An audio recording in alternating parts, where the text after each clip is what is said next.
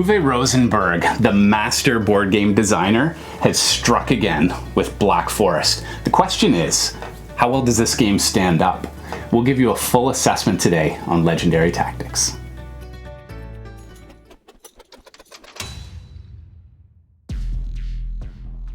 I'd like to start out just by saying that Capstone Games provided us with a review copy of this game, but we'll try not to let it bias our opinions too much on this. Well, this one was out early enough that the shrink wrap was off when you got it because they used this edition, this actual copy for photographs. Promotional photographs. So it's pretty early. Yeah. Now, I've played, this was my fourth game, I believe, and your second, and your first. My first so game, we have a range of experience here that we can draw from. So now, just to begin, let's also give a sense of who we are as gamers. So I am generally a person who does not like resource exchange games, and I lean away. I really dislike Agricola, so that's my foundation. So where do you guys come from? So I enjoyed Agricola. I found it's a very difficult game to navigate, but I did enjoy it. And I don't mind the resource exchange and the min-maxing. It's kind of a neat puzzle for me to unlock. Yeah. I will play pretty much anything. I didn't enjoy Agricola myself, but I will play pretty much any game, and I don't mind a pure Euro as this is. This is about as pure a Euro as you can possibly get. Absolutely. For sure. Every aspect. So let's talk about the mechanisms first then. So how does this feel different or the same if people are familiar with Agricola?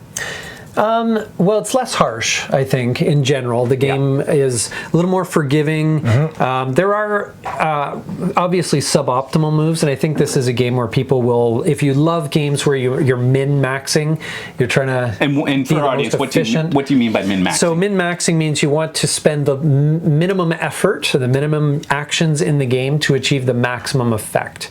And so if you enjoy that type of game where it's almost like a puzzle that's moving around on you, and you have to adjust and pick what you think is going to be the most efficient movement for it. And generally speaking, I think if you're really efficient in this game, you will win more games than not. Those are the two elements I want to mention. The game is moving around out from underneath you, as you say. So this tile here, I think, is really important because in order to move this dial forward, you need to spend that piece and move that to a different location. So that can be to your advantage. It can be to your opponent's disadvantage. Or it could be just simply because you're trying to get it out of the way so you can move your dial. And the second element that I like mechanism-wise is this rotating dial, where at first I really didn't understand it because moving it forward makes you lose resources. Which is a bit odd that you want to make yourself lose resources. But while you're doing that, you're increasing victory points. You're also increasing, what are these words? This is glass. Called? So you're exchanging resources. The basic goods for more refined goods. That's right. And they are expensive. You know, it's almost pretty much worth one of everything just to gain one glass. Right. Yeah. But I love how this is set up so that the exchange is very smooth. You're not moving 10 million pieces around, you just spin the dial. Right. So, absolutely. Totally agree with both of those things you said. In particular, this one here, this piece that you talked about where you get to move it around the board, I find one hang up with a lot of games is that you start tunnel vision on your own board. This piece here creates more battle, and you have agency over what the other two players or other three or whoever you're playing against, and you can cause chaos with them, which I love. You can pull a piece from them that they're really hoping to sit on for a bit and switch it out with this, and you can also draw pieces to yourself from what they have. So I love that mechanic. I love it when you switch these two and then you move there. You know, so like you can set up. Or you move here because you have a glut of forest you want to cut down, and now you've got two forests back to back where you're mowing through forests to create buildings and everything else. So that is a brilliant mechanic. Absolutely. There's one other element. You're playing with some pieces there. That adds a surprise element because basically you want to save up resources so when a job gets revealed, you can fly on over there, hit that job up, and it gives you a really nice boost. A real big cache of resources. And so I really liked in this game how I was going to go for one, but then you slipped in one turn ahead, got the piece you needed, an extra field to go finish that job before me. And so there's this tension between, which forces us to look at each other. I like that. A little more interactive. So that was a really neat mechanic that I'm glad they added in. And the wheel too is just such a creative way of then the interesting thing, it's not new. If you look at the back of the box, it's like the wheels are back. So this is a mechanic he has used before in the glass House. Glass Road? Glass Road, yes, Glass Road. Yep. So which we haven't tried yet. We were going to try that actually this week. We didn't have a chance, but it'd be interesting to see the Glass Road now and how the wheels work in that game. And it adds that tactile component to the game. Yeah. It's nice to. So let's move on to the aesthetics of the game and the components. One thing that I do enjoy. At first, it was a little annoying because these things are upside down for me. But then I'm thinking about people. We're in a studio and we're all playing from the same side of the table. But if you were at home playing with a group of people around a table, it would be a nice way to sort of fan it around. So there is no real top of the board or bottom of the board. I think that's really nice. Obviously, the wheels are the feature or the set piece of the game. I think. But what do you gentlemen think about the tokens, the meeples? It's very functional. It's fine. I like it. I like the especially the cows and the pigs. I was going to say the same thing. Those are better than little cubes. Yes. Oh yeah. They're much more much more tactile that way. I think appealing. It's a very pretty game, and the box in particular, the aesthetics of the box.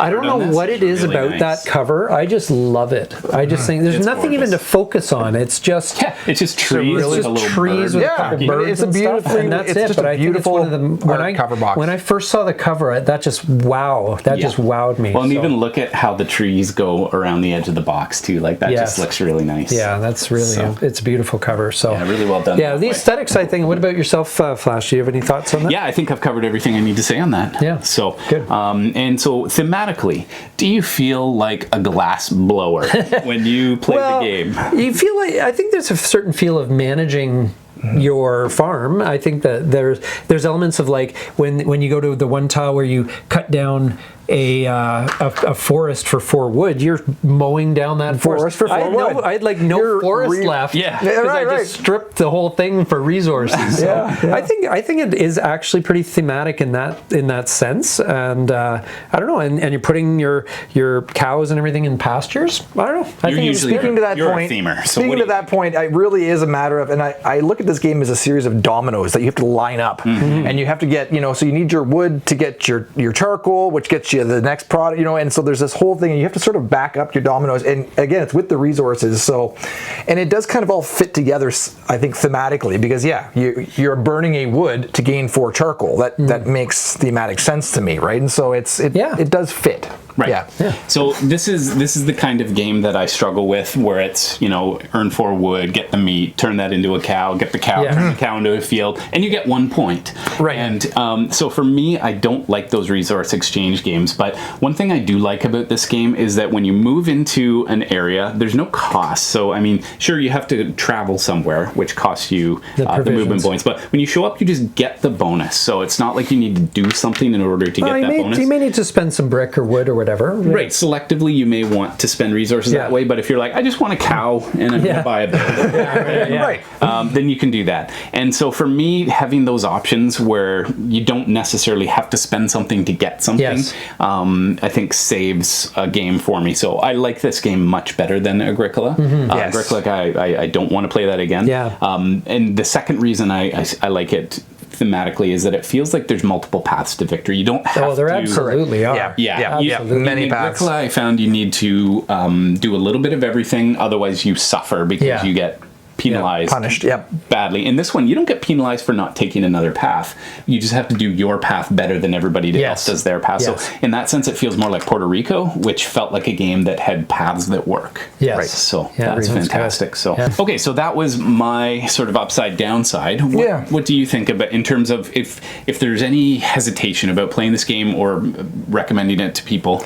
I think a bit of a downside to the game potentially is that you can get hamstrung. You can get stuck on resources. You can run out. Flash, I know in your first intro that happened to you, where you had to go begging in one spot for a couple turns. It was nearly happening with me on multiple occasions. Game, and like you saved me at one point where you gave me the resources I absolutely needed to like move forward. But with more experience, I wouldn't save you. I would try to penalize you. Oh, you absolutely would have. And if you'd seen my board, knowing that, you would have seen that. But you didn't. But anyway, part of the game is to try to, like, for me, to look at how can I benefit myself without giving you the advantage. Right. And so my goal is to hamstring you. Absolutely.